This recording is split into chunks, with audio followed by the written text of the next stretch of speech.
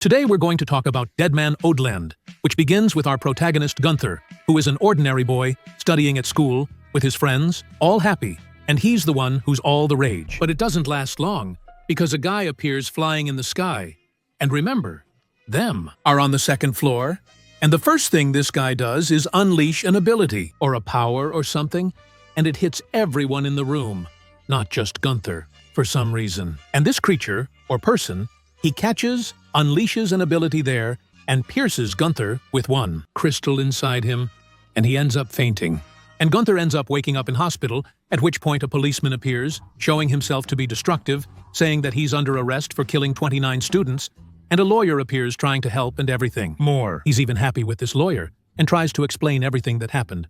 Only this one. Lawyer ended up altering the audio voice and showing it to the judge, saying that he literally killed everyone. And for that reason, he gets a death sentence, which at the time he goes to a prison, it seems. Disney, and shows a woman welcoming them as they arrive, and a guy runs out, stealing something from Gunther, which the woman then picks up and hurts this guy. Badly. Really? He literally almost killed the guy right there. And from what I understand, this prison, which looks like Disney, is where the prisoners go, who get the death penalty. There you can die any second, at any time. It doesn't matter. And that's why she did it. Literally, they're garbage from garbage. And when Gunther does the prison service, which you have to do public services, he ends up meeting a girl, all albino and white-haired. And she tries to kill him because he said he wanted to die, but in reality, he calls her crazy and says he doesn't want to. So she says he's lying, saying he wanted to die. Then a gang comes along and starts beating him up, because he literally killed 29 children.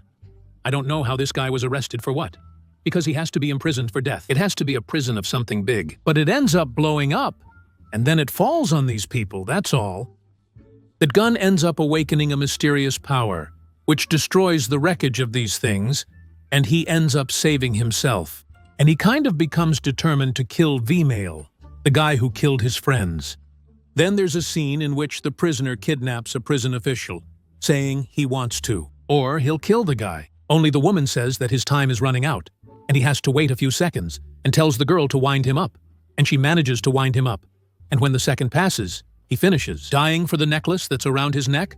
Then I realized that the candy would do, to get the time when the time for the necklace increases, and if you don't get it, that candy, you die. So that's the prison. If you're stuck with death and you go to that prison, literally, you can die at any second or at any moment, while the gun becomes friends with the girl, albino. And that's the end of the episode. I've started watching this anime now, and I intend to watch the other episodes because I found it quite interesting, although I've gone back to the manga because I think there's no way this anime can be continued, since it's quite old, even today. There was no sequel. Finally, let us know what you thought of the video if you've already watched it. Anime, what you thought of this anime, or if you intend to watch it now, and everything else. Then he said goodbye.